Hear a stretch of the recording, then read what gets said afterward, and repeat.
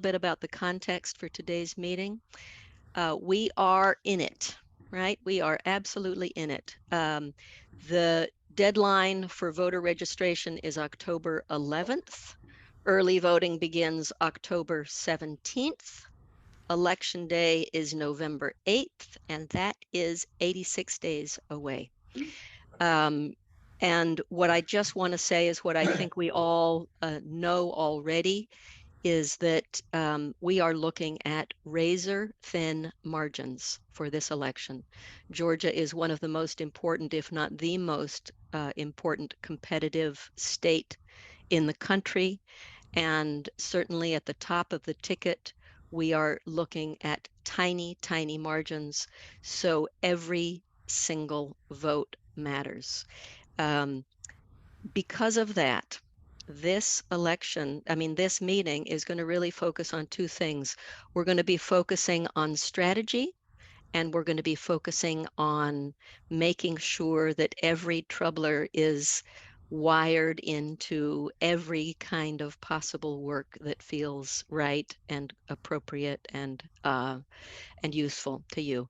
So the agenda today, the first part of the agenda is really going to be about strategy related to the Georgia House. And we have three very appreciative of our speakers today. We're going to start by hearing from Teddy Smyth, who is the executive director of the Georgia House Democratic Caucus. And then we're going to hear from representatives from the two Georgia House representative candidates that Necessary Trouble is supporting. We're going to hear from Blake Judkins, campaign strategist for Jasmine Clark. And we're going to hear from longtime troubler friend Jennifer Smith, campaign consultant to Kelly Coffman. We're going to take a poll about something that B. Wynn has approached Necessary Trouble about. And then we are going to have troubler updates and recruitment. And hoping that by the time everybody signs off today, they will be plugged in to a piece of work if they're not already. So that's our agenda. Let me just kind of keep rolling on, and we're going to start this next chunk of the meeting. And I want to take a minute and introduce Teddy Smyth. Um, Teddy Smyth I have had the very good fortune of working a little bit with Teddy Smyth. Teddy is a proud native of Georgia, which we always love. Teddy is again the executive director of the Georgia House Democratic Caucus. And let me just say that the Georgia House Democratic Caucus has been live this year. And in terms of recruitment and candidate support, and it has been more lit than it has been for the last number of years since we've been involved. And I think that has lots to do with Teddy.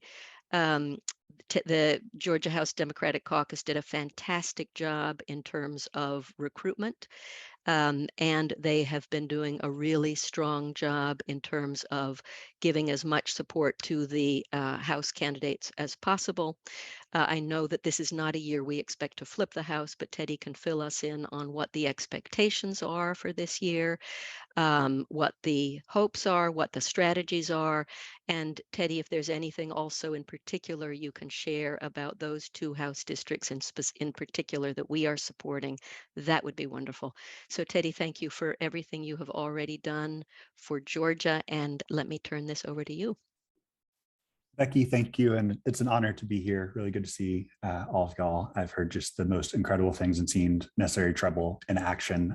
Shout out to Becky, to Karen, to Pam, I believe is on the line, a couple of dear friends and allies at the caucus. I hope I didn't miss anybody who I've talked with many times, but good to see you. Again, my name's Teddy. I'm from Augusta. And we at the Georgia House Democratic Caucus are building a team, building a coalition to take the majority. Briefly, by way of introduction, I'm from Augusta. I was raised in the Southern Church, in the Episcopal Church, Good Shepherd, if anybody's been down to Augusta. And I grew up seeing and thinking about how, and this is just my story, but in the church, how I would hear every Sunday these preachings about care for the least among us, care for the poor, feed the hungry, care for our neighbors. And it was predominantly white church. And I saw my neighbors, my fellow pew sitters, go into the ballot box and elect George Bush, go into the ballot box and elect these Republicans who are doing the exact opposite. And to be honest, for a long time, I left. I left after high school. I went and worked on campaigns all over the country. I was in New Hampshire for a time, in North Carolina. And then I had the honor of working on the Biden campaign this year, or not this year, in 2020, across the South in Georgia, Florida, North Carolina, doing get out the vote work.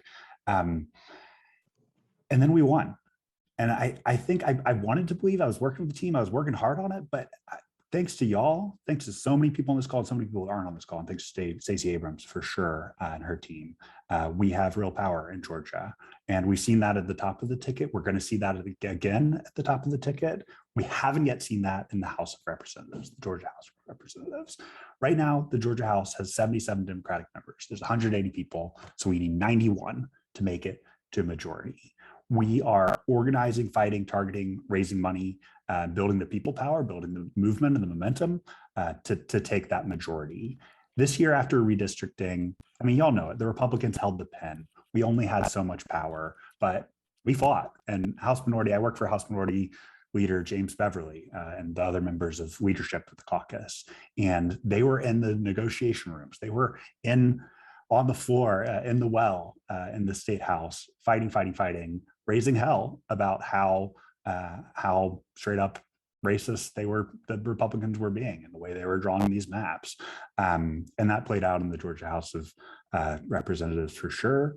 But because Georgia has been changing so quickly, because we have so much power, because so many new folks have moved to the state, so many folks have come around to what I would say is the light, we are in a moment where they had to draw us new districts. So we're at 77. They drew us 3 or 4 or 5 brand new districts that are ours, that are just straight up, the Democrat is going to win. A lot in the metro Atlanta area, a couple others. And I'll share Becky, if I'm able to share my screen, I might share just a couple things here in a minute. But that means we have a chance to take real power. And you all know the stakes. I mean, right now with abortion rights, like truly, that was a state government. That was Kent who signed it. And if we can't count on the federal government to defend abortion, if we can't count on the federal government to defend us on guns and gun violence, and God forbid, concerts getting canceled, Music Midtown getting canceled because we can't keep people with violent pasts with guns to show up, it's deeply troubling. It's deeply troubling. And so we're in a moment where we need to take state houses over. We need to change the balance of power right here in Georgia. We can't wait for anybody else. It's just us. And so I came in at the beginning of December, coming from a campaign background, but doing something I really believed in, met so many people who've been doing this work for so long. And we are organizing and have recruited and are working with a slate of candidates across the state, contesting 128 of that 180 seats. Again, thanks to many folks in this call, we recruited, which helps Stacey Abrams, which helps everybody up and down the ticket. But we're organizing to take the majority, and we recruited a lot of folks who I think are going to run, who are going to win this year, and some who might not this year will win next time. And so we're laser focused on taking the majority in 2024. To share my screen briefly, I just wanted to mention our targets, the races that we're most focused on, the candidates that I would encourage you to support if you're so able. Right now we're targeting 15 seats. On the left column, you can see how many seats we hold. So if all of these folks win, we hold steady at 77. They drew us a couple more, but we still got to fight. You can't take anything for granted this year, especially with a tough context. But Senator Michelle Au is running over here on the House side. We're honored to have her. I'm certain she's going to win, but she still needs to put in the work. They didn't give her an easy shot at it. Lisa Campbell is an incredible leader organizer out in Cobb. We have 3 or 4 incumbents that we're defending: Greg Kennard, Shelley Hutchinson, Representative Jasmine Clark, who's in a tough 50-50 race. You'll see here, and pardon all the different numbers, but the latest score we have is here in the F column. And we've seen some depression across, some lack of enthusiasm across the country and across Georgia. That might change now post-ops, but we can't bank on it. And so Jasmine Clark, the latest expected vote share, what we think she's going to end up with is maybe 49%. We've got to get her from 49 to 50. That is pure people power. That is pure organizing. That is pure fight. Like that's 100 people. That's 1,000 doors you knock to find 50 or 100 people who then turn out and remember to vote all the way on the ballot or remember to vote that day. A lot of these folks, especially in the 50-50 range, in this battleground range, will lose or win by a margin of down ballot drop off of folks voting Republican, Democrat, Republican down ballot, or just forgetting to vote all the way down or not knowing the name. If somebody hears a story, if somebody believes, and Representative Jasmine Clark has an incredible, incredible story. We're going to the field with a poll with her team sometime here in the next week or so. But one of the stories we're testing that I'm so excited about is about how she, in her community, she's known as the person who fixed the train problem. The trains were stuck on blocking the schools. People were furious. They were just stuck on the tracks. People couldn't get to where they were trying to go. Jasmine Clark jumped into action, worked across the aisle, worked with local law enforcement, worked with state officials, and fixed the problem. You know, that is such a perfect encapsulation of what I think local and state government can be, what local and state government officials and electeds can do, is find problems in their community and fix them. And, you know, there's all the partisan noise. Yes, yes, yes, we're in a context, but that means a ton. So hopefully it tests well, but we're a big believer in Rep. Clark. Kelly Coffman is a new candidate. She's a doctor, psychiatrist, mom, superstar. Rep. Mary Robichaud, another hero. John Hayes is running against Gerald Green. This district is 57% Democratic, but Gerald Green, the Republican there, used to be a Democrat. People love him, and he has clung to his power somehow for a very long time. We think this is the year to flip him. And then a couple other friends to mention. Joyce Barlow is also down near John Hayes. Farouk Magal and Amdagal are in Gwinnett County.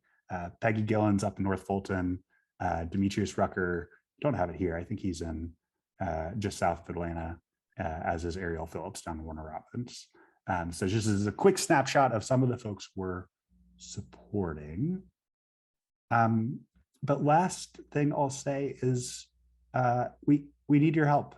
I've been working closely with Becky and a couple other folks I shouted out to begin to start the conversation about how we can flip a bunch of these seats. But the things that matter are the things y'all do. Going out and organizing, writing postcards, making calls, knocking doors, putting in the hard work. We've seen time and time again at the state house level, nothing matters as much as organizing and as person-to-person contact, because people remember who they hear from. They remember a story. They remember the person to the story or the message that they met. And so thank you. I think those are my little bit scattered comments, but Becky, I'll pass it back to you. Thanks. And let me thank you very much, Teddy. And we have a few questions in the chat. I want to encourage folks to put any questions they have for Teddy in the chat. Teddy, before heading on to some of those other questions, would you talk a little bit about what you guys are doing, what the House Democratic Caucus is doing for the candidates that you are targeting? Yeah, thank you, Becky. A bunch of things. We think of ourselves as having the mandate to take the majority. And so everything that a campaign needs to win, we as the caucus better be there to support, to fundraise, to train, and to provide the resources for people to run best practices in their campaigns to turn the vote to win. So for example, we're on weekly calls or bi-weekly calls with most of the campaigns at this point. We're fundraising actively. We now have a leadership committee. It's terrible campaign finance law, but it means the caucus can raise unlimited funds and spend them in coordination with specific candidates. This will provide a boost in the last couple months to our targeted campaigns, but it doesn't mean we don't need to put in the work. It doesn't mean the candidates don't need to put in the work. That's the biggest. We've worked with campaigns to provide template budgets, to get feedback on budgets, to get feedback on mail plan and digital plans. But I think about a campaign as a holistic thing, right? Like there's all the different levers that you can pull to communicate to voters and to tell a meaningful story. First, you got to figure out make sure that is like the story that is going to move people, whether it's on issues or candidate or what have you, the trains. But then you've got to deliver that message through mail, through persuasive digital media, and then on the doors and on the phones and in-person events. So we work with candidates to do all of the above. We're actively fundraising, as are all the candidates, but I would mention or would share that we'd love your support financially if you're so able, but also giving to candidates directly is the best thing. Give to people you believe in. Give, whether that's time or money or whatever. It means so much to these folks. So thank you. Great. And Teddy, 2 questions. Karen McCowan, could you talk a bit about the Civis score, what it measures? Because there are several measurements of those percentages. If you can talk about the Civis, that one is new to us. And Marcia Borowski, how can we contribute to the Leadership Fund? The House Caucus Fund, yeah. Thank you. On the Civis score, so it's tough because these are new districts, right? So we don't actually know, like we know based on the numbers and based on the models and based also off like census data, what the demographics and likely vote share is. So the Civis score combines individual level models for economic, race, class, education background, and they're testing. They do like a 2,000, 4,000 person poll every month across the country. It's not just Georgia. So there is some national context here. So it's not perfect, but they do national polling to test the model to then give every person a score between 0 and 100 of how likely they are to vote Democratic. The folks who are between 20 and 70, honestly, they're just like, don't have enough data and they're probably not sure, but they're able to sum up all those scores in combination with the turnout score to say, likely 5,000 people are going to vote Democratic or lean Democratic, 5,500 are going to vote Republican. That means you're at 47%. And that math did not add up, but I hope the sentiment. Great. And contributions. And these actually are 2 things you might want to drop in the chat. Contributions, and also, can we get a copy of that spreadsheet? I'll drop the contribution link in the chat. Yes. You can also go to GA House Democrats. We just redesigned our website a little bit, tweaking it, but you can go there, and I'll put the spreadsheet as well. We consider that as a resource we're providing to all of our partners and allies. Consider y'all close allies. Thank you. That's great. And Robin is asking, does the Civis score show that Jasmine is actually running behind her opponent at this point? I think it was about 49. Yeah, so we're going into the field with a poll any day now, so we'll have a better recent sense. Yes, 1% behind. But that's 50-50, right? Within the margin. Right, right. So just a reminder to all of us that, again, what we're looking at both in the higher level statewide races and in our legislative, in our Georgia House candidates, are razor thin margins. We're just going to keep saying that because it's a reminder that every person we touch, every voter that we help turn out to go to the polls, every voter we register makes a difference. It's going to be really tight. And Karen is adding that, yes, and Kelly Coffman is on the Civis score running at about 48%. So we are very, very close. Teddy, any last thing? I think that's the end of the questions, but anything you would want to add or ask or say before we close? No, thank you. Thank you for your work. I know this can be hard, grueling, but everything I've heard about Necessary Trouble is y'all put in the work, and that there's no shortcuts here. And I know that deeply, being an organizer, and I just cannot say thank you enough. And I'm honored to be here, and let's keep in touch. And if you have further questions, I think I put my contact info in the chat, but anything or everything that comes up State House, I hope to be a resource to point you in the right direction or put you in touch with the right folks. Wonderful. Teddy, thank you very, very, very much for coming and for everything you've done. And PJ, back to you. Thank you so much, Becky. And I'd also like to give a shout out. I mean, I thank you for Teddy for appearing. Every time we have a guest, I learn something new. Okay. So at this time, I'd like to turn it over to Pat to introduce our next speaker and to facilitate that discussion. Pat. Thank you, PJ. You're This is welcome. great timing now because our next speaker is the field manager for Jasmine Clark's campaign. Blake Judkins has been with Jasmine and has done work in Gwinnett County politics since 2018. During the General Assembly, when it's in session, Blake serves as Jasmine's chief of staff. I had heard from a friend that Blake is a real true strategy expert, deeply interested in effective ways to carry out a political campaign. So when I talked with him, we agreed that we would do a medium heavy amount of strategy for us to get a sense of how the strategic plan of a campaign informs decisions about how they use resources, what kinds of activities they're supporting. So please put your questions in the chat, and we'll have another additional chance to check on that, what we can do about getting over that 1% for Jasmine. So Blake, unmute yourself and let's hear what's going on. Yeah, everybody hear me? Everything good? Oh, yeah. Awesome. So my name is Blake Judkins. I appreciate your friend's input, but expert might be a little bit of a long shot. I like to stay humble. But what I will say is I've been working in Gwinnett politics. I know the area very well. I'm originally from Nashville. I moved down here with my wife in 2017. I was working in history at the time. And the 2016 election, like I think a lot of other people, made me kind of change course. And I just started emailing people saying, hey, I want to get involved. I want to help out. And Jasmine took me on as her intern during her 2018 campaign. And that she paid me $300 a month. And I was very lucky to be able to work with my wife to be able to live on $300 a month. And I have stuck with her ever since. I've worked for a few other candidates in Gwinnett County. And I love this area. So I am going to get into the medium wonk here. I think Teddy set me up really well because a lot of the things he was talking about are points that I'm going to bring up. So I'm just going to go ahead and share my screen here.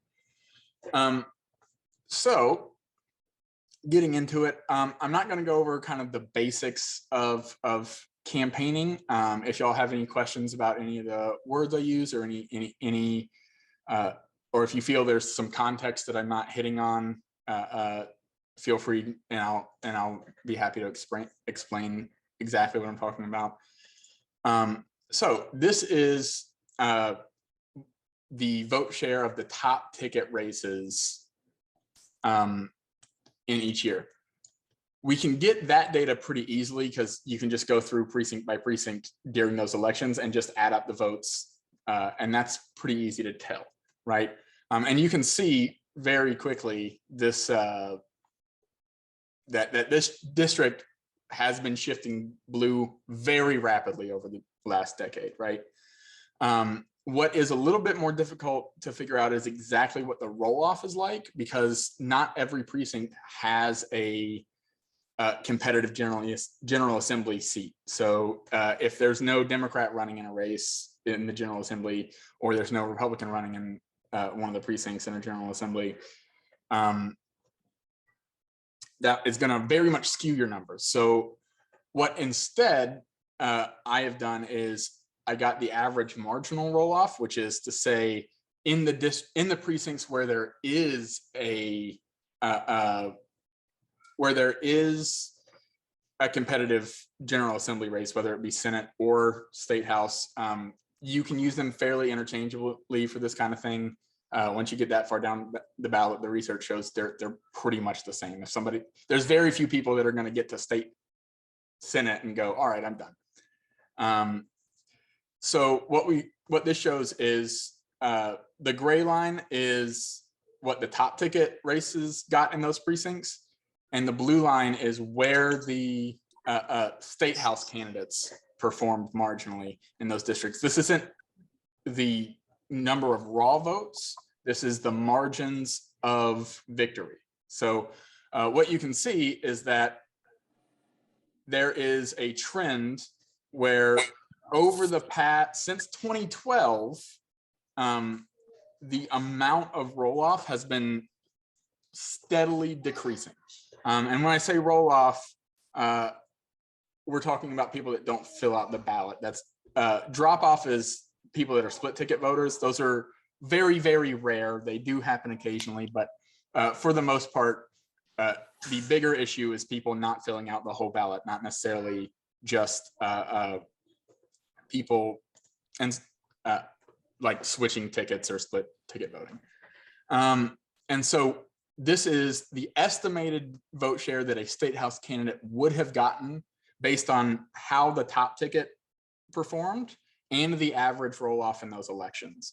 And you can see that would have caused the 2018 race for Jasmine, in which she won. She would have lost that race, right? It is competitive. Now, neither one of them hit 50% based on this estimation, but realistically, that won't happen because it's there. You're not going to get enough write-in candidates for that to show up. But regardless, she would have had less. She would have had less votes than the Republican in 2020 or in 2018. Some takeaways: the district has seen a rapid but steady shift blue. One chart that I did not put in here is population growth, but there is a very correlative trend with population growth and the Democratic shift in the area. And it's okay to find that encouraging. I know me, you get, when you work in politics, you get that pessimistic anxiety telling you, don't get too excited, because that's when you get overconfident. And we're not going to get overconfident, but it is okay to say, I think there is momentum going into this race that we have on our side. The biggest threat to our success is roll-off. Warnock can win the district by 5 points, but if 6% of Warnock's voters end up not filling out the whole ballot, then we lose, right? So, and roll-off has already begun to decline.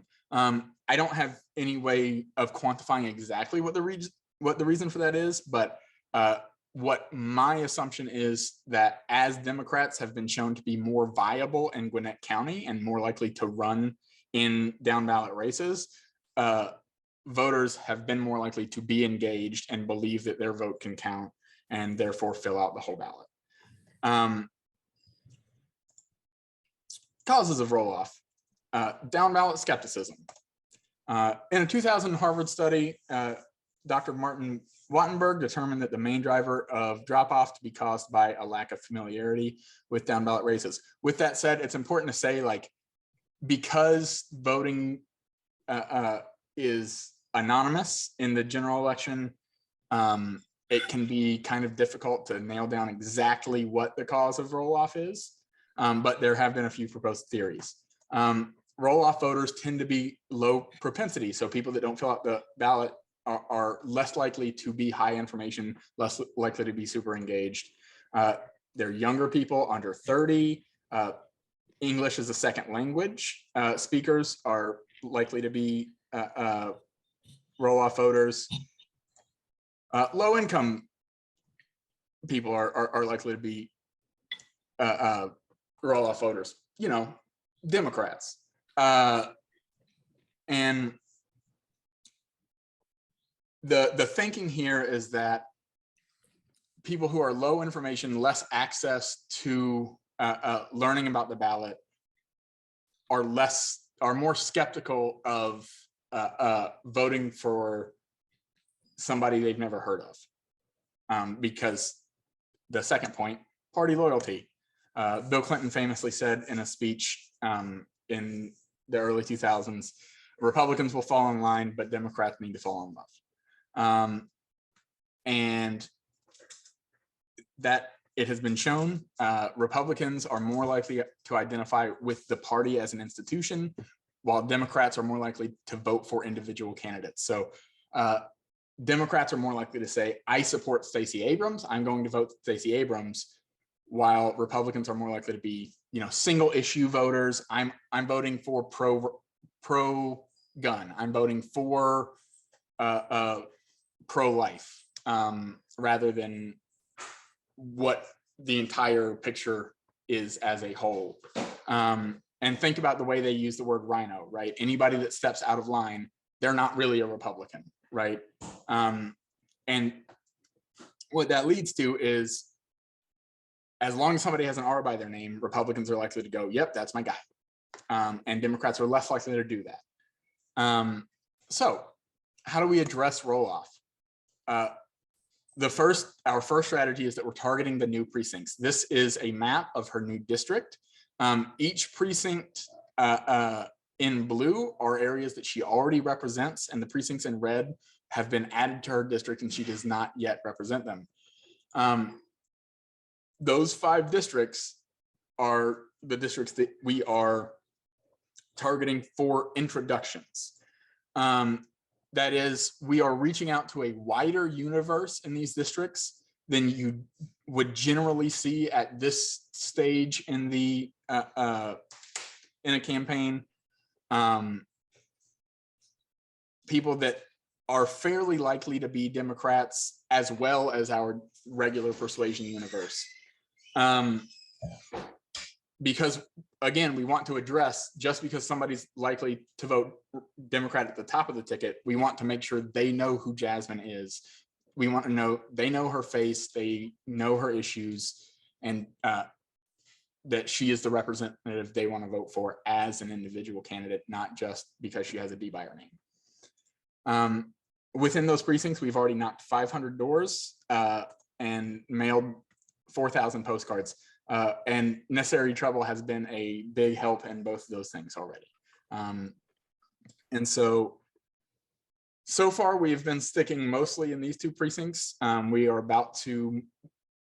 are very close to moving on from these 2 and starting to spread out and do these other 3.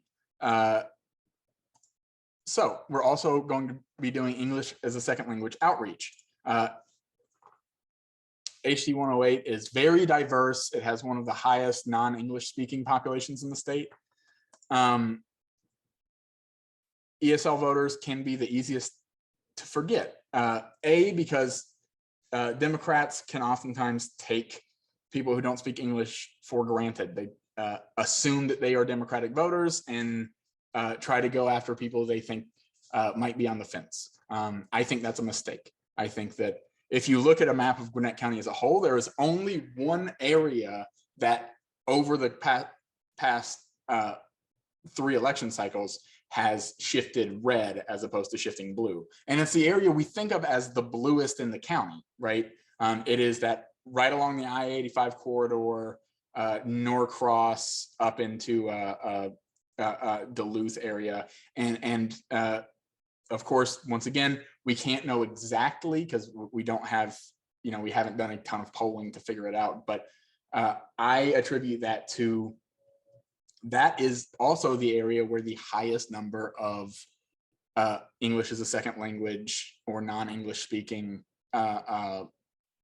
voters live. And so with Jasmine's district, we want to make sure we're reaching out to people in the languages they speak. There are over 150 languages spoken in Gwinnett. Obviously, after English, the number 1 is Spanish. So the ways we are doing that we're planning on rolling out right now are running ads on the local Spanish radio station, running ads in the local Korean newspaper, and setting up canvases and phone banks with a dedicated group of Spanish-speaking volunteers. We are open to ideas, and it is definitely an area we are trying to put resources in to make sure that people that are in these communities are able to hear our message and also have a way to speak back to us rather than just being spoken at. And so, yeah, of course, that's not the entire lay of the campaign, but I wanted to go over a couple of the ways that our campaign is a little unique and some of the things that we're doing specifically. And so if y'all have any questions or anything for me, I'm all ears. Yeah, let's see. Does anybody have any questions? I'm really interested to know about the work that you're doing on stopping roll-off. Um, but we got a question here about postcards. Maybe we should start there. How about postcards in Spanish? Are you getting ready to send those out? We haven't done any postcards in Spanish yet. Right now we're like getting together the group of volunteers that can do that kind of thing. Postcards are a little bit harder because you have to have a group of volunteers get together and that all speak a second language, right? And you can do that with knocking doors and get everybody out, getting people to sit in a room and write over and over and over again. People are a little bit less enthusiastic about that. But it is definitely something that we would like to do. Awesome. Kate, send me an email. We'll see. Pam Woodley, you got your hand up.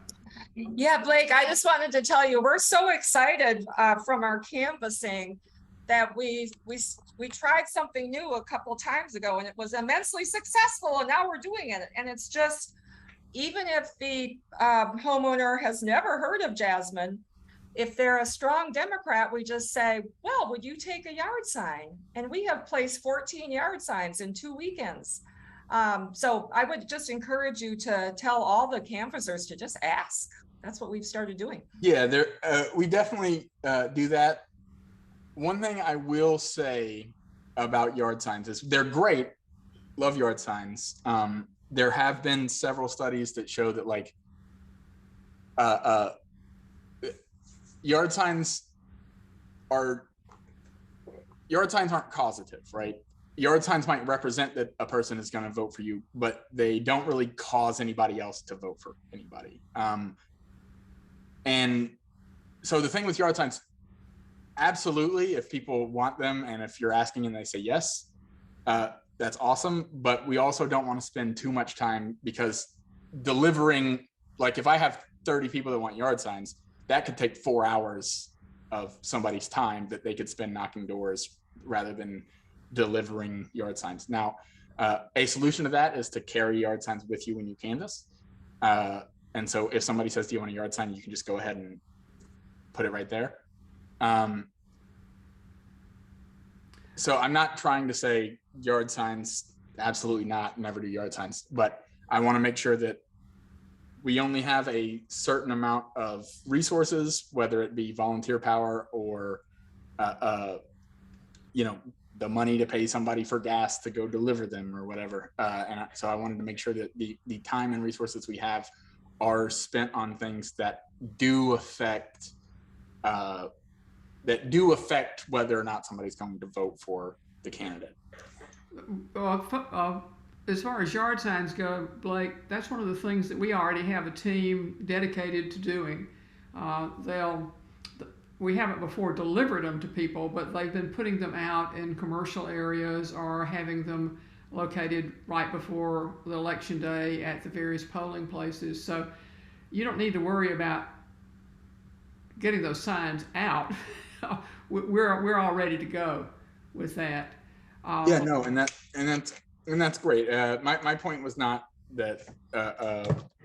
It was just that I want to make sure that whatever time we're dedicating to the campaign, I would much rather spend the time that it takes to drive out to somebody's house and put a yard sign to knock somebody else's door and talk to somebody we haven't talked to yet. I got you. It's just that part happens when you're working with volunteers, is that there are people who like to do postcards, period. And there are people who like to put out signs, period. Yeah. So it's if we can talk about ways we can help with that as we go along. But we've got a lot of volunteers, and I think we could even probably help with the Spanish language postcard issue. We've got some very fluent people here who wouldn't necessarily have to be in the same room doing it, but who, if given a message, could do it in a way that would be convincing that the person was using That the is language something they I know. would love to do. Okay, we will definitely do something about postcards in Spanish. You'll be hearing about that. Any other Blake, questions? if I may ask you a question quickly, Lubos, we worked for a candidate who had in her website, and Facebook, she had a note if someone wanted a sign, we could deliver it, which we did. And she would ask for a donation at the time too. And that worked out very well for people that really wanted to have a sign out there, and we could get that out to them at home. But the best thing is what you're doing right now with our canvassers is make sure they have signs and ask when they're out there and place it. It's definitely more efficient to do it that way, just to make sure that if you are spending time doing signs, do it while you are also in the area. And even if you have a list, even if you're not going to that person's door, right? But you're canvassing that neighborhood, you stop by their house and put a sign while you're there, rather than spending the time to drive to each individual house throughout the whole district. Because driving from the northeast side of our district down into the border with DeKalb, that can take an hour if there's traffic. So we just want to make sure that we are maximizing the amount of time and resources we are putting into having conversations and to reaching out to voters directly. Because once again, yard signs are really, they're good for the person who has the yard sign. It's good because it gets those people engaged. It makes them more likely to volunteer. It makes them more likely to spend time and donate to the campaign. So yard signs are good that way. But they are not in any way, they do not in any way win elections. They do not make people that wouldn't otherwise vote. And if you want a good example of that, is Vernon Jones the candidate for governor for the Republicans? He had 1 billion yard signs everywhere, and and it did nothing. Well, we'll look forward to working with you on the things where we can be really helpful, and I'm sure I'll be following up with you too about some of the data that you have, so that we can put that into some of our publications and share more broadly. Thank you so much, and we look forward to finding ways to get Jasmine over that 50%. So, PJ, I'm turning it back over to you.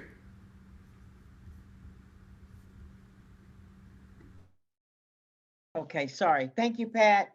To all our guests, thank you so much. Now, this next portion, is everybody okay? Everybody feeling pretty good and we're alive and awake and all that other kind of good stuff? Because otherwise we need to put our hands over our head and maybe shake out some stuff before we get into the next segment. Okay, so at this time, everybody raise your hands like this, okay? And just try to shake out and, wake up and all that other kind of good stuff, okay? Wonderful, wonderful. Okay, at this time, I'm going to turn the program over to Karen McCowan to introduce our next speaker and facilitate the question and answer. Pam, take it away. Great, thank you, PJ.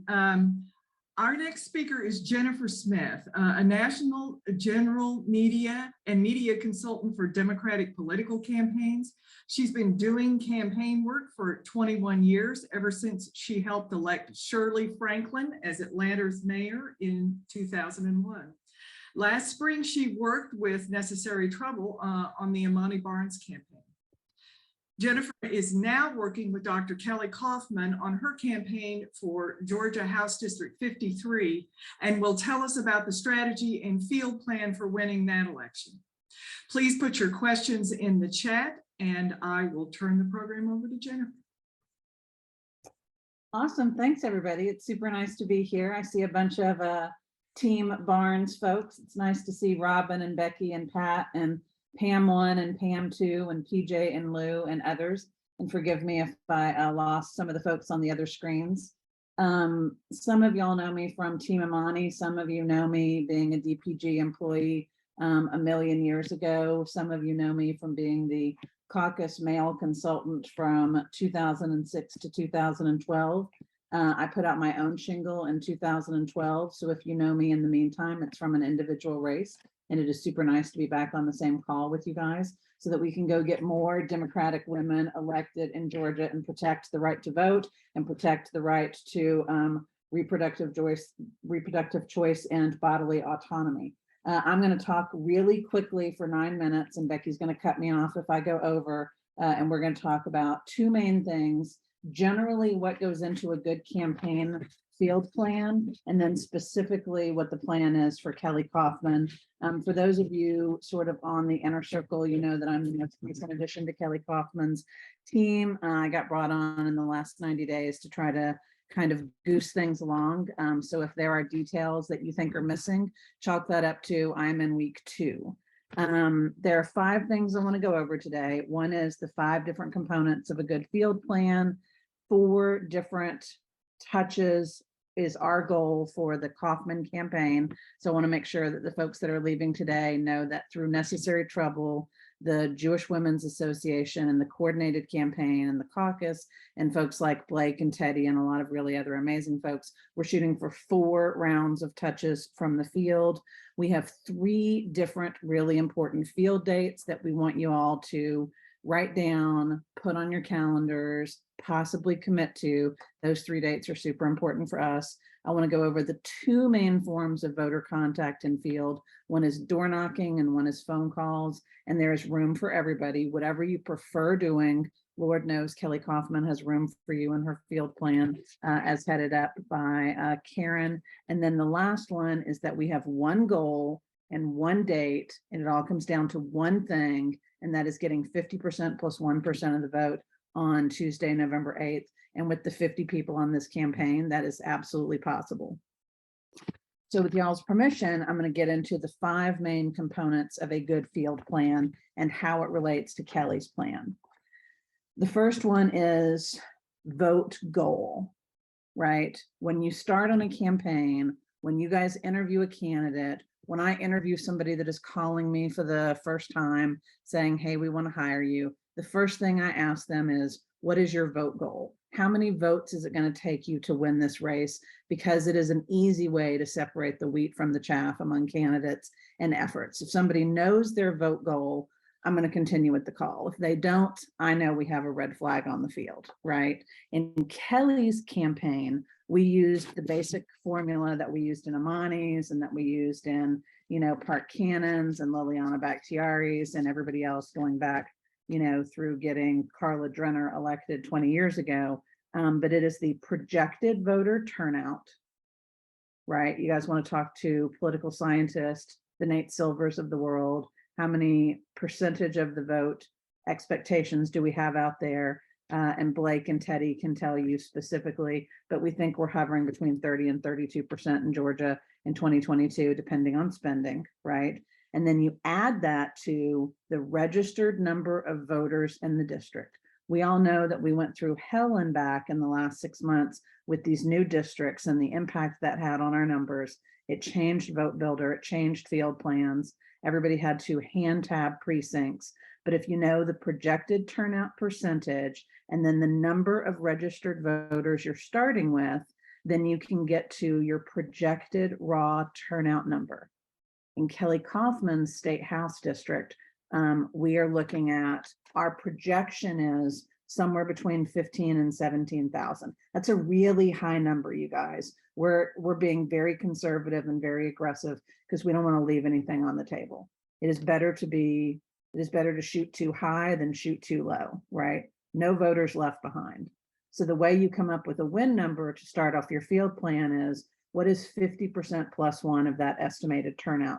So in Kelly's number, the really, really simple math, pre-poll, prepaid comms is 8,501. So if somebody were to ask you today, how many votes do you think is it going to take Kelly Coffman to win?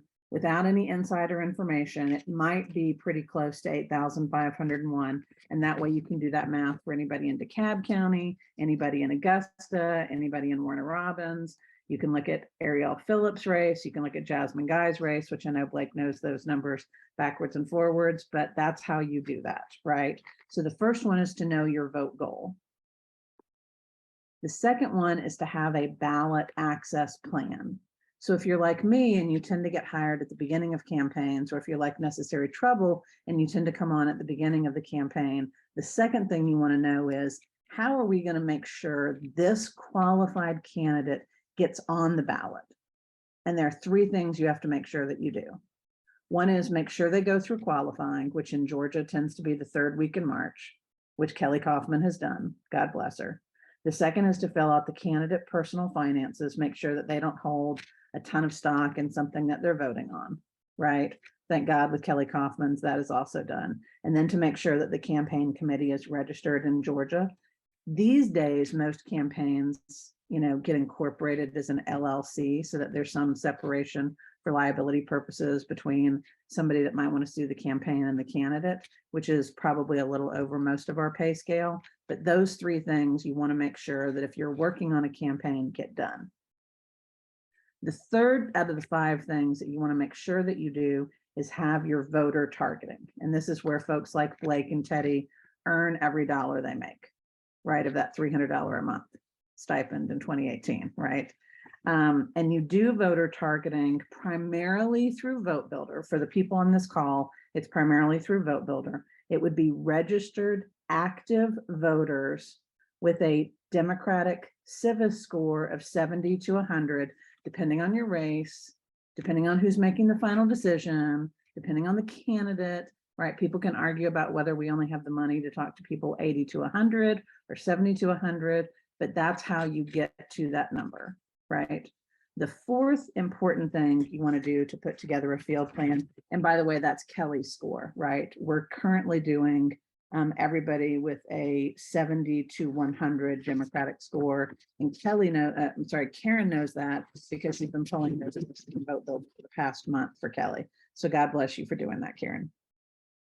The fourth thing is the voter contact plan, right? And this is normally consultants and media consultants like me like to jump ahead. We want to start talking about the ways that we get paid and the ways that you persuade voters. For candidates these days, your voter contact plan in a state legislative race in Georgia is probably going to look like skipping the broadcast TV, sometimes skipping the radio if it's too expensive in your media market. Jasmine Guy's race out in, northeastern Gwinnett County where they can afford Spanish radio, that's one thing. Park Cannon isn't going to be able to afford Black radio in Midtown, right? So it depends on cost, but an average legislative race that you guys are working on is probably going to look like a fair amount of mail, a little bit of digital, hopefully a healthy scoop of phones, a healthy scoop of doors, and then a boatload, a dump truck, an ocean of social media that's free, because that's how you keep your base warm, right? So that is what your voter contact plan looks like, and it's going to be a little different for every race.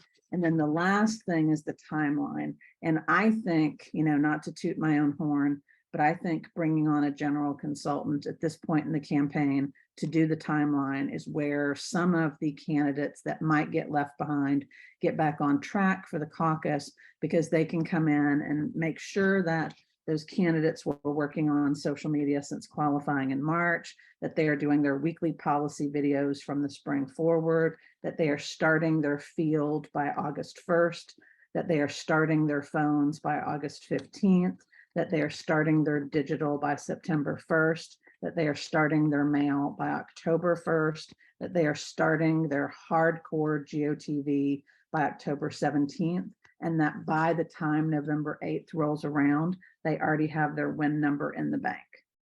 And that's how you win races like Jasmine Clark and Kelly Coffman. Those five things. So I know that was a lot of information in 10 minutes. Does anybody have any questions about vote goal, ballot access, voter targeting, voter contact plans or timelines, or what Kelly Coffman is doing specifically? Can I just say how much I love you, Jennifer?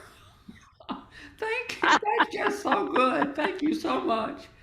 I love you, Pat. I thought about you this morning when I sent your awesome partner the how to water bees without drowning them video. So does anyone have questions? I know I've got a zillion of them, but I get to talk to Jennifer offline. So what were you saying? You only try to contact Dems with support scores of 70 to 100. Could you elaborate a little bit on that? And yeah, that is a great question, Jim. That is very specific to field for Kelly Coffman, right? It could be a different answer for, Jasmine. It's definitely a different answer for Park Cannon or Liliana Bakhtiari or Pedro Marin or, anybody else, depending on what the overarching communication plan is, right? If you have less money and more volunteers, you might broaden that number and talk to anybody 50 and over. If you have more money and less time and less volunteers, you might narrow that number so that your volunteers aren't getting burnt out talking to persuadable voters who don't already know the candidate, right? So it just depends on the race. In Kelly Coffman's race, after a lot of, discussion with Emily's list and the caucus and the coordinated, what we have come up with is we're doing 70 to 100 because with the Jewish Women's Association, the coordinated and necessary trouble with those three groups, we think that's an achievable universe for us to hit 4 times. okay. And as a follow-on question, Jane Hudson asked, what is the timeline for phone banking? Do you have a start date in mind? For Kelly Coffman, we're starting in the middle of August. And that's just because that's when we got our, excuse my French, that's when we got our shit together. If you're more organized than me, you can start in March. Right. Okay. I do have a question. And you said that 70 to 100 was a Civis score, right? It's the Democratic performance score. The Civis score is sort of where we clock the percentage of voting Democratic. So that's Dem performance score. Okay. Yep. Other questions? Middle of August is now an observation, and indeed it is. So Karen, when do we start the phone bank for Kelly? Well, I've got to learn to pull those lists. I have a question. I have a Go question. ahead. Do you agree with what the former speaker said about yard signs?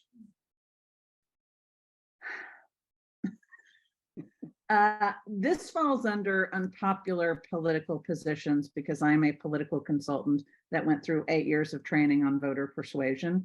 The answer to the question depends on the question. Do I buy yard signs? Absolutely. Do I buy them largely because it keeps volunteers and supporters happy? Absolutely. Do I know the studies and the statistics on do yard signs convert undecided voters to decided voters? Absolutely. And the answer to that is it does not. But yard signs have plenty of other purposes, right? My thought was that if you have a neighborhood where the candidate is not known and all your neighbors start having yard signs, when you go to the ballot, you're going to see that and it's going to be influential. But maybe apparently I'm wrong. So that's okay. Thank you.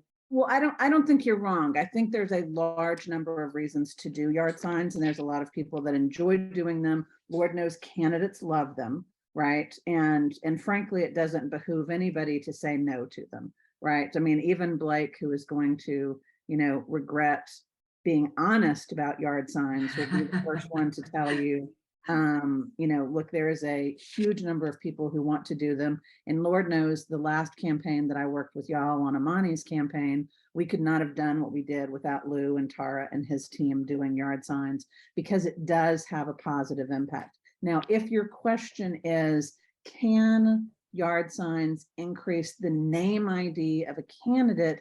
The answer to that is a resounding yes. And that tends to be where a lot of people focus. Where Blake and I focus is, does it convert specifically to a vote? And it's a little bit tougher. That's just a higher, high water mark to try to hit. And that's where the debate tends to, break down.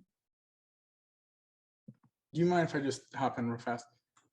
Yeah, and so I wasn't trying to say that never do yard signs. My point was like, if you have people, or if you are on the fence, if you were thinking, should I spend my time, or should we get a group of people together to go deliver yard signs, or should we spend time canvassing? The answer is go canvass. And when we're talking about name recognition versus familiarity, I'm not like, yes, it will raise the number of people who recognize the name, but it doesn't build trust with a candidate. And that's what canvassing does. That's what direct voter contact does, that that yard signs just can't replace. Yeah. Thank you. So I think I'm sorry, I had my hand up if I just. Sure. We're first of all, I do a lot of canvassing. I love it. So I love yard signs too, by the way. But I'm still hung up a little bit on the universe side of your two things. One is, the first question is, there's, in addition to support score, you've got a turnout score. So are you saying that the turnout score is everybody who's been all the way down to 0? No, I'm saying, I'm sorry, go ahead. Okay, one question. The other question is more of a point, which is in 2020, many races that I was familiar with, they blew through their win numbers and they still lost. Because the turnout was so big. So I take it that people need to know their win number, but they also need to do a lot more to actually get them beyond the win number, in my opinion, in the current climate. Over. I think the answer to the do you use the Democratic performance or the turnout depends on what your question is, right? For the purposes of this call, the preliminary questions were, how are we targeting field for Kelly Coffman for necessary trouble volunteers? Which, not to muddy the waters, is going to be different than how the coordinated, the caucus, and the JWA target, because everybody does their own targeting, right? And then the answer to the 2020 turnout is, hell yeah, 2020 broke the molds because every registered voter got a mailed ballot to vote, and that increased turnout by easily 20 to 30%, which messed with folks like Blake and Teddy and I, who have to be accountable to what those numbers are. It changed everything, right? And it certainly changed the math. We probably will not hit Kelly Coffman's win number because we are including 2020 numbers in there. And we all know what happened in Georgia in 2020 and 2021. It changes, it literally breaks the bell curve. Well, let me just say, I feel like those low turnout voters are really very, very important to try to reach one way or the other. And now I'll shut up. Over. all right. Thanks everybody for their question. I've got one eye on the clock. We know we need to move along. So I'm going to. Karen, just one second. Donna Shapiro has had her hand up for a while. Oh, all right. This is really quick question. I've always wondered about what's the effectiveness of all these mailings, because they must be expensive, and I know I throw them all out. So my question is, why do we get so many mailings, and does it work? You get so many mailings because they work. Mm-hmm. Candidates spend millions and millions and millions of dollars every 2 years talking to voters, and it will not surprise you to hear that think tanks and nonprofits spend millions and millions and millions of dollars studying what worked. The big joke being that it doesn't tend to change year to year, right? The arm of persuasion moves slowly with the introduction of new technology, but the specific answer, the big data answer to your question is a good mail piece, meaning 8.5 by 11, image driven, full color, will move a block of undecided voters, which is a very specific answer, 2 points. And the average legislative race in Georgia is decided by 5. Yeah, great. Thank you. Sorry, Becky. Okay.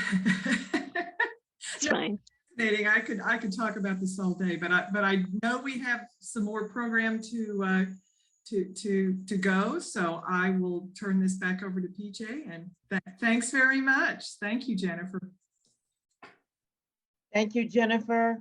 And Thank you, Teddy. Karen. Wonderful, wonderful segment. Very, very good information. Now we're going to turn it back over to Becky, and we're going to change the pace up a little bit. We're going to do a poll, and Becky is going to tell us why we're doing the poll and give us some pros and cons. So, Becky? Thank you, PJ. And let me just also echo, I think we are also appreciative of Jennifer. Jennifer has become not just a friend of Necessary Trouble, but a really terrific teacher. And we will, I am very confident, be seeing a whole lot more of her, and much gratitude, Jennifer, for everything, including the growing us up a little bit. So yes, changing focus. So that's the end of our conversation about strategy for the Georgia House. Before we shift to troubler work underway, we have been, Necessary Trouble has now been approached twice by BWIN. And the first time she contacted us, it was during the primary, and she was asking us if Necessary Trouble would host an event. And we said no, we really are so cautious about wading into primaries. And now it's after the primary, and she's gotten in touch again. And a reminder also that B has been a friend of Necessary Trouble for a long time. Over the course of the last 5 years, we have called on her to participate in forums we've hosted, in panels we've put together. She's come and talked to us several times, so she has some history. She contacted us specifically because there are some polling data that emerged that was really troubling to the campaign. And that was that not just in terms of the roll-off that people have talked about, but that there are a number of Democrats, loyal Democrats, that are voting for Brad Raffensperger because he got a moment in the sun at the January 6 hearings, and that they think that maintaining the minimal rule of law makes him a hero.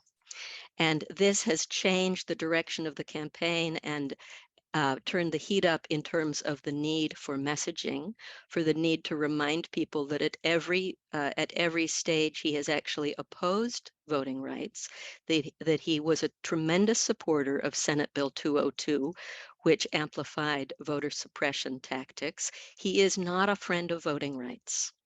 And the campaign has become fairly alarmed by the feedback they've gotten from Democrats who are planning to vote for him. And the campaign is very much wanting both to raise money to spread that message and also to get in front of activists like us who might be contacting voters and friends, so that we can not assume that that just because somebody is a Democrat and is going to turn out, that they're going to vote for B for Secretary of State. So the question on the table is, is Necessary Trouble willing to host an event for BWIN that would be a combination of fundraising and messaging? And that's the request from the campaign, and that's what I told B that we would bring to the larger group for a vote. I want to say just a little bit about the reasons we might not want to do it and the reasons we might want to do it. In terms of the why we might not want to do it column, we have had a careful process of picking our two Georgia House representatives, Kelly Coffman and Jasmine Clark. We have promised them that we would do a fundraiser for them. There is a possibility that if we do a fundraiser for B, do we have the capacity for 2 fundraisers? And does that divert resources and finances from Jasmine and from Kelly? That's one thing. And I'm responding to Nicoletta. I know lots of people, lots of troublers have been doing work for B separately, but this is a question really about a very specific Necessary Trouble event. So one reason, does it divert too many resources? A second thing to consider is that if we do this, we would very much be taking our cues from what the campaign wants. This is likely to be a little bit of an amalgam. It would probably be virtual. It would be some fundraising. It would be some messaging. Would it be the best way to do either of those? Maybe, maybe not. So those are really the reasons to consider not doing it. The reasons to consider doing it is this is a very crucial race in which we could potentially make a difference. The governor's race and the Secretary of State races can really be seen as the gatekeepers of the democratic process in Georgia. It matters tremendously. It is likely to be an event where we could have a fair amount of support and invite people outside the state where that would make a difference. It would behoove us to have a relationship to continue a relationship with someone who is clearly a kind of a rising star in the DPG and may very well end up the next Secretary of State of Georgia. This was a very personal request. It was the second one. If we say no to this, it becomes a little harder to go back to be as a group, in terms of the history that we've created. So there are reasons to do it. There are reasons not to do it. And what we would like to do is put it to a vote right now, and we'd like to do that as a poll. So Pat, would you roll out the poll? Everybody should have it in front of you.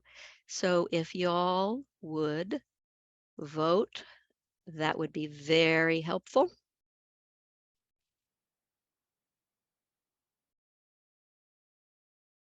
We're just going to give it a minute here. A few more.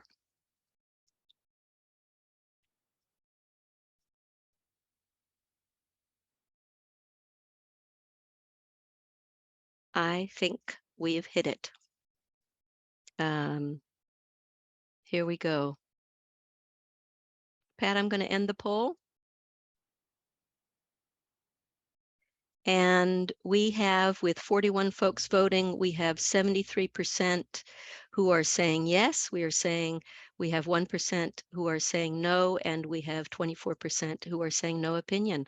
So I think the Necessary Trouble is going to do an event for BWin as well as an event for Kelly and Jennifer. Thank you very, very much. And on that note, we need, for both of these events, we need to recruit a few people who would be willing to put their heads together about both of these events. So this now leads us right into our recruiting section. If you would be willing to be part of a work group that is focused on 2 fundraising events, and we can figure out how to divide it internally, and one would be for BWin and the other would be for Kelly and Jasmine. So y'all who just voted, if you we need some help. And this would be a wonderful time to jump in and offer for help. If you would put your name in the chat and put fundraising next to it, that would be very, very, very helpful. We don't know the timing. We don't know anything, Pam Wishay. It would be up to the work group to figure this out. So we'd need to start, the work group would need to start working soon, even if we could so we can get the 2 fundraisers in the next couple of months. Thank you beyond all measure for your enthusiasm and your participation and your wisdom. And if you'd keep putting your names in the chat as we begin, I'm going to start sharing the screen and go on to our Troubler updates.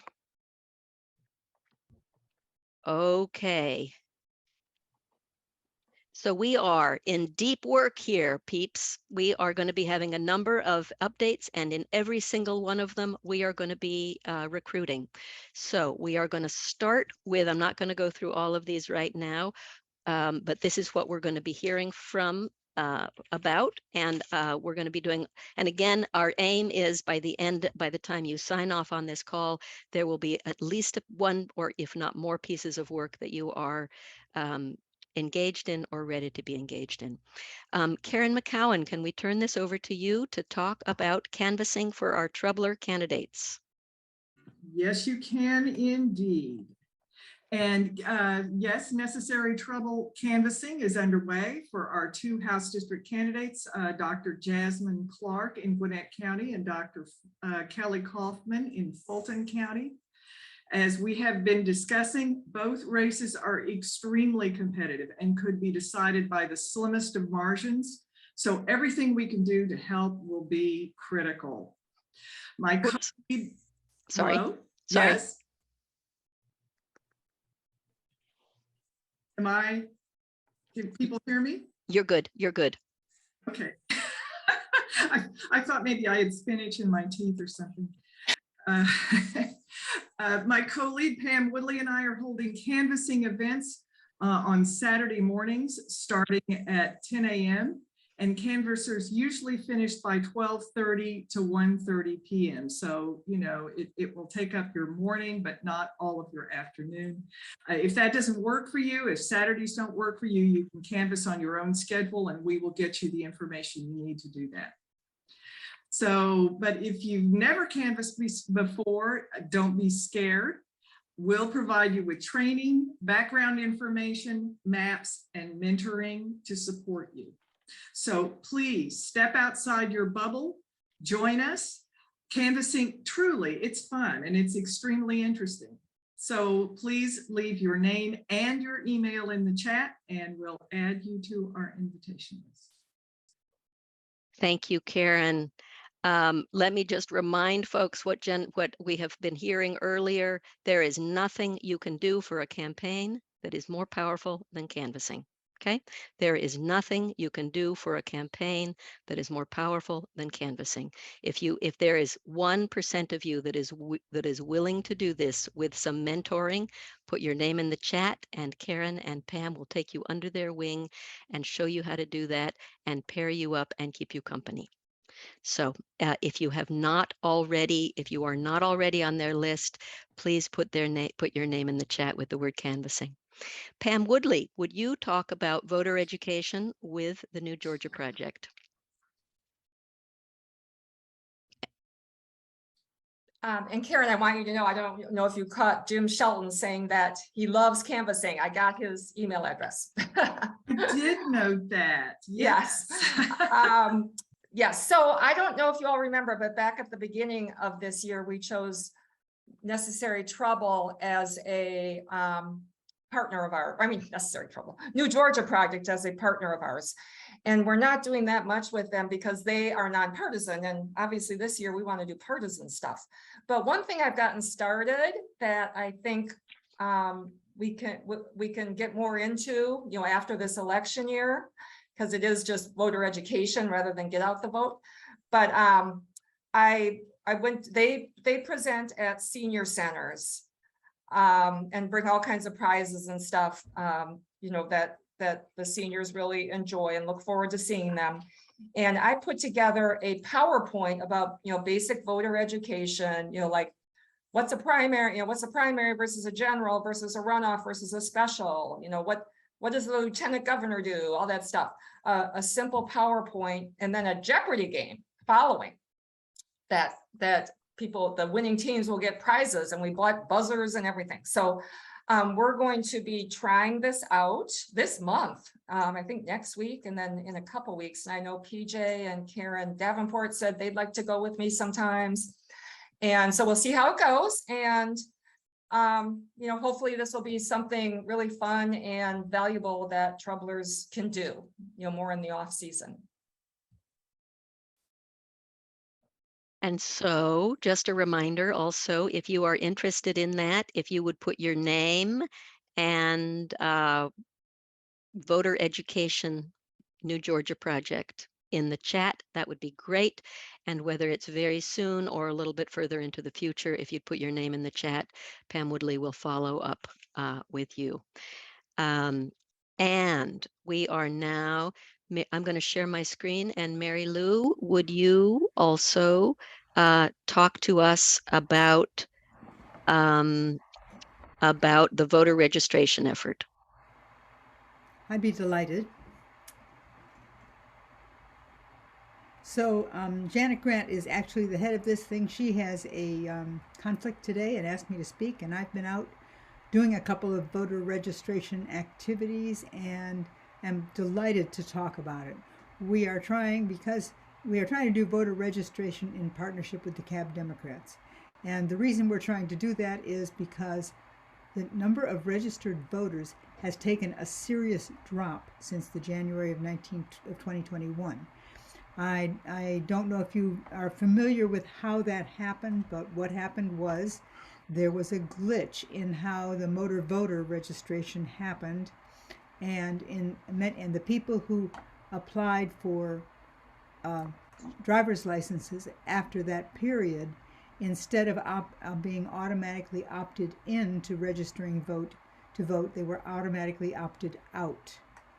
You can see that they have made the correction, but the number of voters has not started to go up yet. And we are trying to do everything we can to find those missed 18-year-olds and people who moved in from out of state and whomever got a driver's license then and didn't register to vote. We are trying to find people that need to register to vote and get them registered. So we're having tabling events. We've had 3 so far, have registered 30 voters, and we are providing materials to lots of other groups and people who are trying to register voters. We want to thank all of you who have been there and supported the project, but we need more people because we're getting lots of invitations and leads about where to go. So Janet is the one, and as soon as I finish talking, I'm going to put her name in the chat and contact information in the chat, or in the meantime, you can just put your name in the chat and it will be sent to Janet, and she will be told that you want to join the effort. Also, if you know a good place to do this kind of work, please let Janet know. We are eager to expand and do other places. I did a really fun event in Scottsdale on Saturday. Really fun, met all kinds of people I wouldn't have met before, and it was great. We also have little mini registration material kits. So if there's an event you know about, or if your kid's high school is having a parent night, and their kids are going to be around, this is a great time. You can go on your own and set something up, or any kind of busy social event in the community. You can go and register voters. We're glad to have you join us in doing that activity. So put your name in the chat to help out with us. We can really use your help, and it's fun. Wonderful. Wonderful. Thank you, Mary Lou. And again, yes, perfect. There's Michelle Casper. Connie Venuso, are you signing up? If you're signing up for voter registration, if you would just put your name and voter registration, that would be very helpful. So whatever you put your name in the chat for, put what you're signing up for afterwards. That would be excellent. Jane Hudson, would you say a little bit about phone banking? Yes, we need phone bankers. You've heard the 86 days, and we need to start making calls. And while Jasmine and Kelly's campaigns aren't quite ready to start with that, although Jennifer, we hope that'll change any day now. In the interim, we can make calls for the coordinated campaign. And Rosea Shepherd will be talking a little bit later with details about that. But she shared that information with me earlier today, and I made 10 calls, and it's very easy and a very straightforward process. And they go quickly, typically, because you will have some disconnected and that type of thing at this early point. But phone banking can actually be a lot of fun. You can do it at your convenience, and we definitely need to be making those calls and getting people out to vote. So if you're interested, you can put your name, just put PB for phone banking, your name and your email address. And there is one other option that's available to people through National Indivisible. They're doing a virtual phone bank to boost Senator Raphael Warnock's campaign. And it's a phone bank that you can join and basically make calls again at your convenience. So that would be another option that's available. But please join us. Very nice. Okay, so just again, canvassing is the #1 thing that most influences voters. Phone banking is the #2 thing that most influences voters. There is something that everybody can do. And for those who don't want to do either of those or who want to do something additionally, Kate King, would you talk about postcards?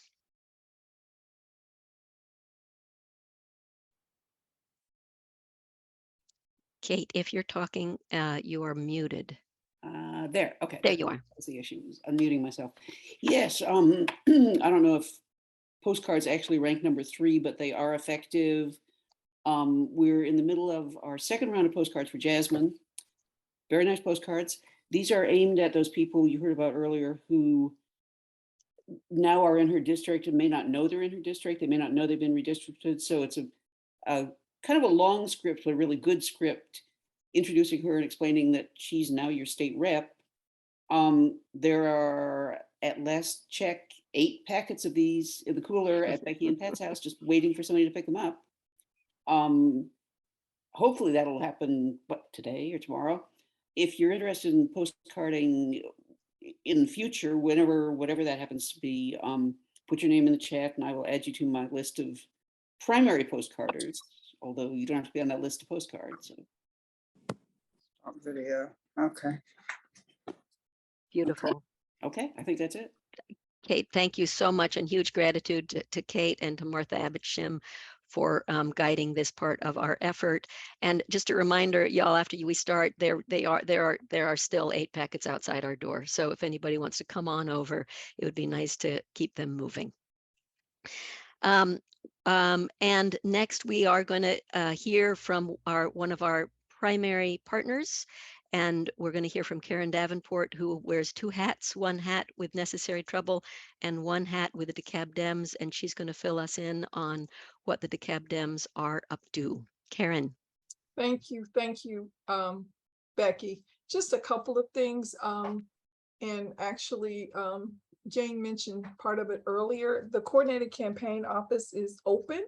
I will put the information as to how to get there. It isn't quite easy to find, but they are doing canvassing every Saturday. They are doing canvas phone banking on Sunday. If you look on the DeKalb Dems website and you look for events, there are lots of mobilizing events that will be taking place in all different areas.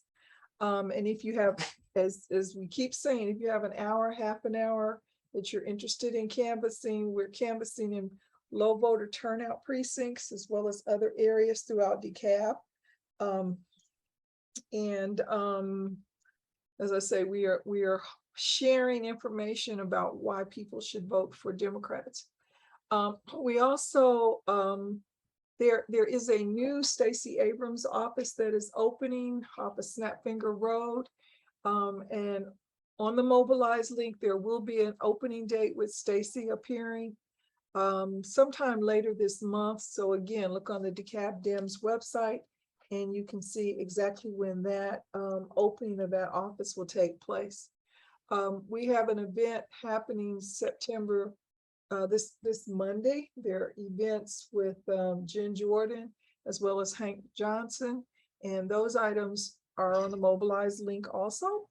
And on September the 10th, there will be an event with BWin. So there are lots of opportunities to go to events and lots of opportunities to canvass and phone bank right now. I also wanted to share quickly another event if people are interested. Becky, if I could share my screen. You should be able to, Karen. Okay, there is an event.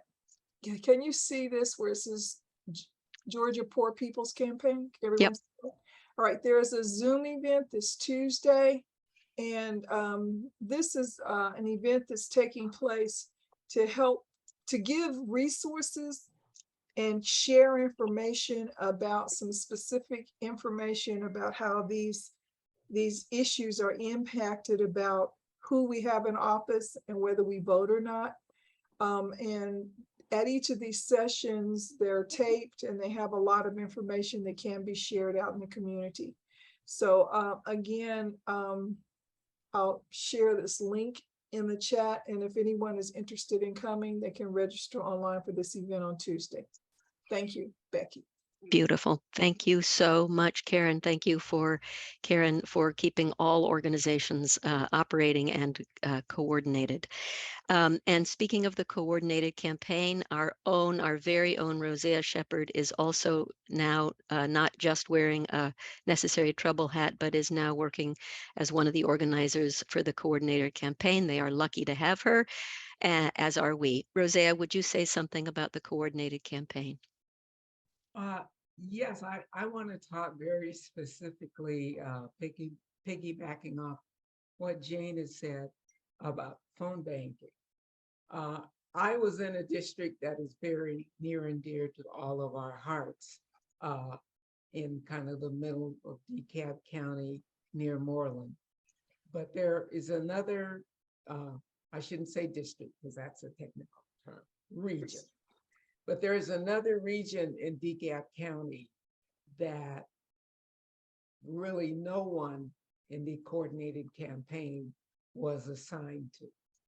And it is a region that, this is my humble opinion, is the most neglected region in DeKalb County. So it's where we can pick up votes, and that is the far south. Right. So you're talking south of I-20. And I have the region that begins at Moreland and goes all the way east past Arabia Mountain. It's a huge swath. There are people there who have just never been asked. So I began to work the district about 3 days ago.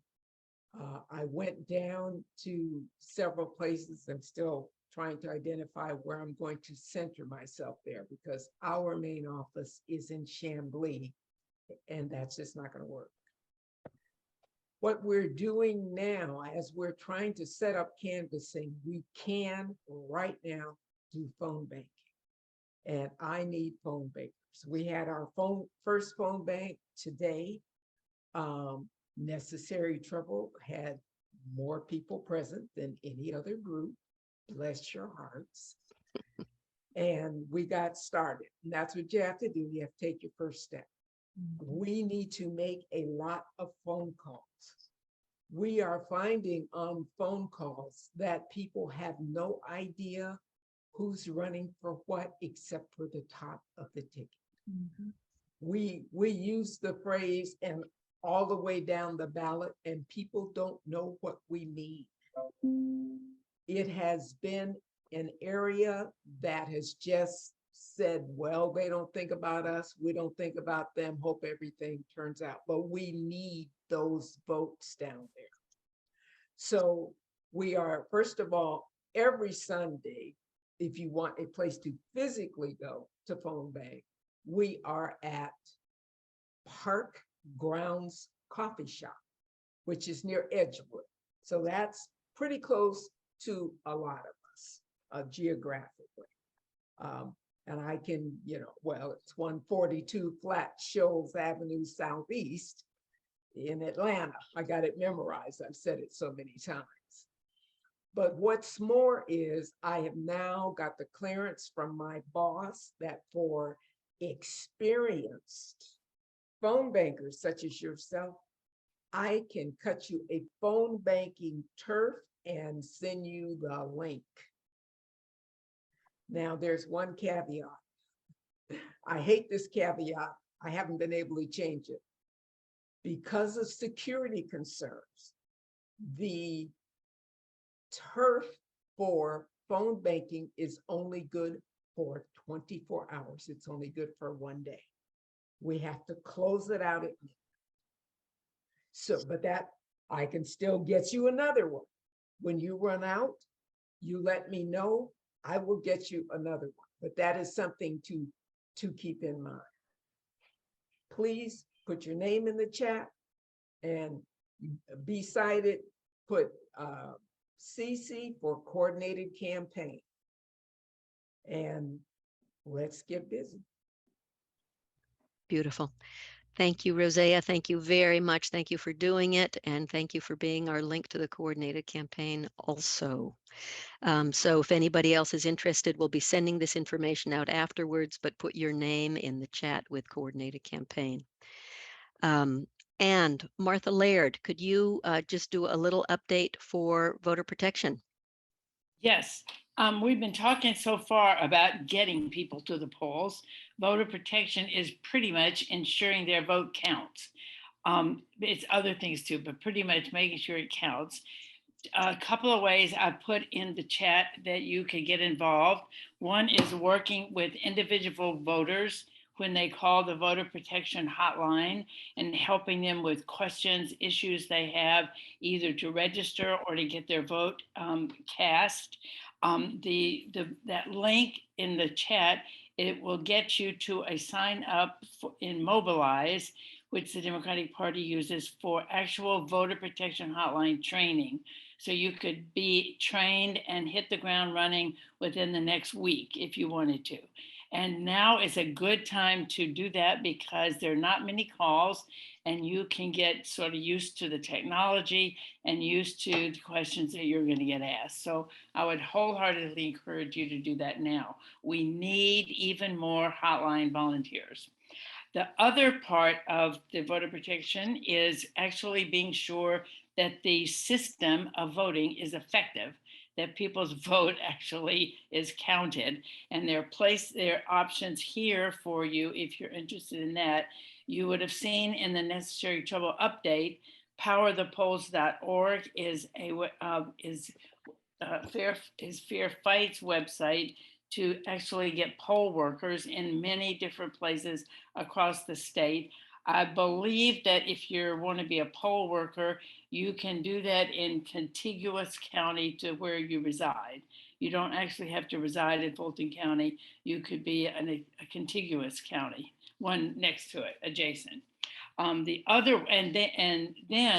if you are interested in Fulton or DeKalb, we have a contact, David Rose, who can sort of help you get into throughout the paperwork and everything to get into the system with those two counties. So contact him directly, give Necessary Trouble's name, and that would be an identifier for him who you work with.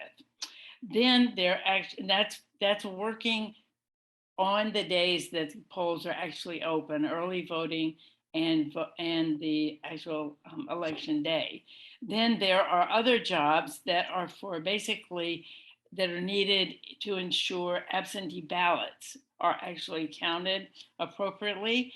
And that is you can do with through the ballot process monitoring, vote review panels, and vote duplication panels, which I know is a lot of gobbledygook. But Julie Ellison, if you're interested in making sure absentee ballots are counted appropriately, Julie Edelson and her contact information there could get you set up. If you have any questions about any of this, contact me. I'd be glad to ensure that things go smoothly for you. So that's it. Beautiful. Thank you, Martha. And we will be sending this out in the follow-up email. But also if you have questions for Martha or are interested in one of them and want some help connecting, put your name in the chat with voter protection.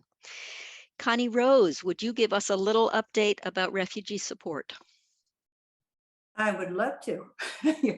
So we're going to do a little zag because this is not about political campaigns, but I am going to talk about Team Libertad, which is a nonprofit 501c3 that I belong to, who works with asylum seekers, which certainly is in the news and an issue in this country at this time.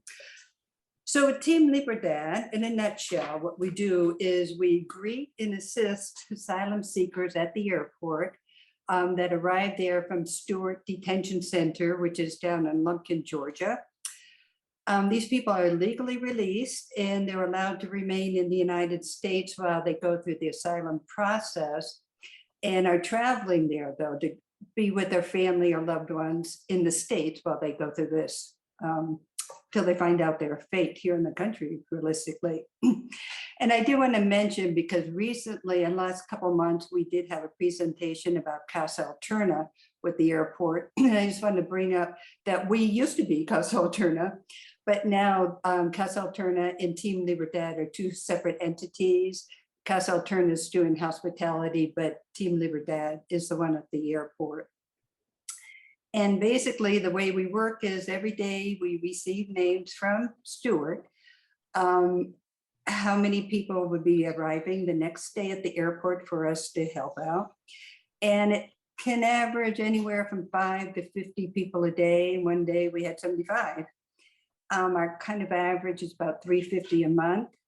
And with that, ahead of time, we can figure out what languages we're going to deal with, which makes it interesting.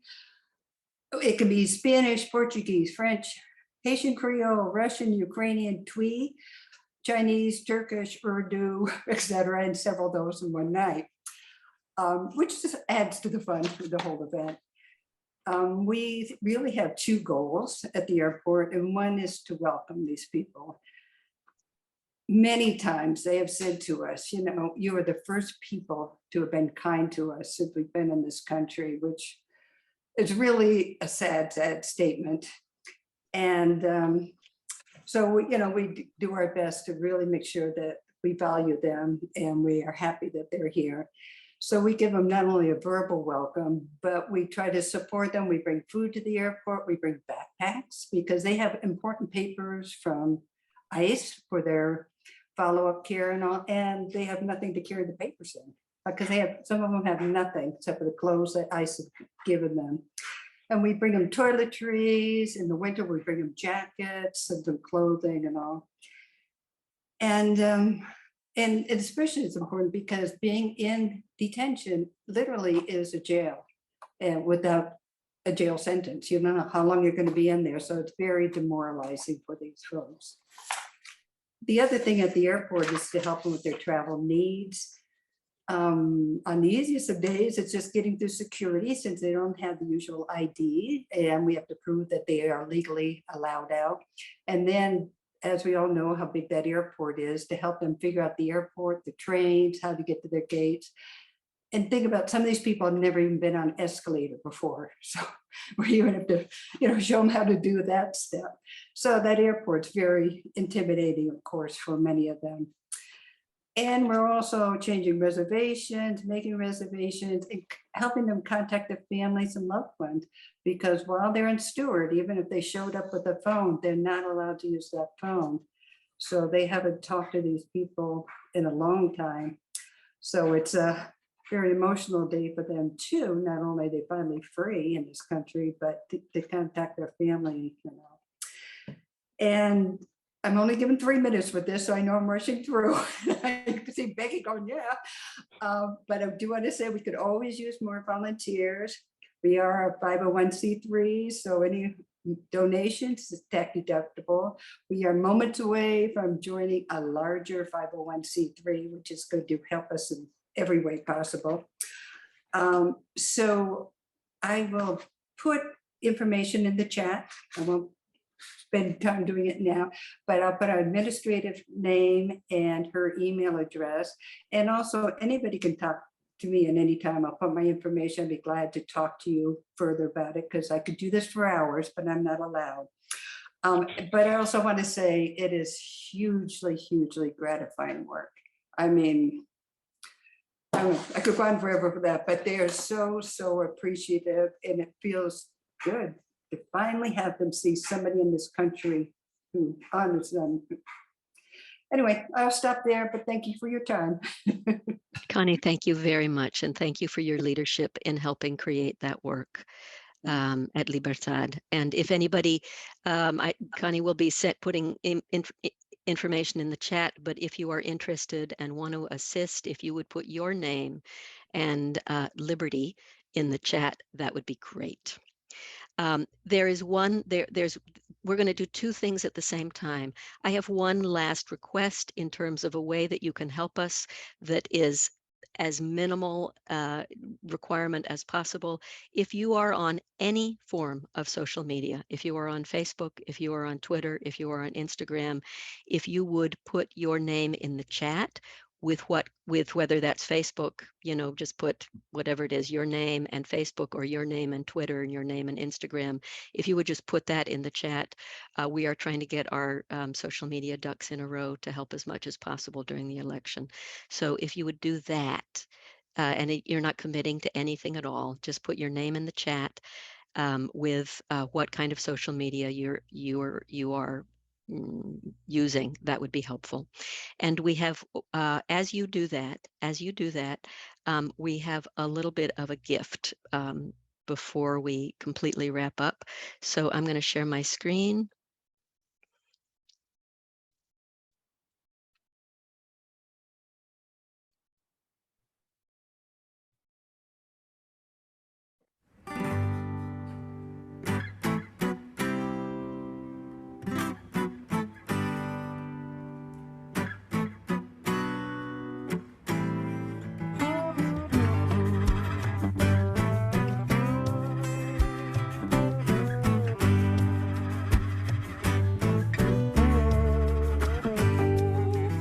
Sometimes in our lives, we all have pain, we all have sorrow.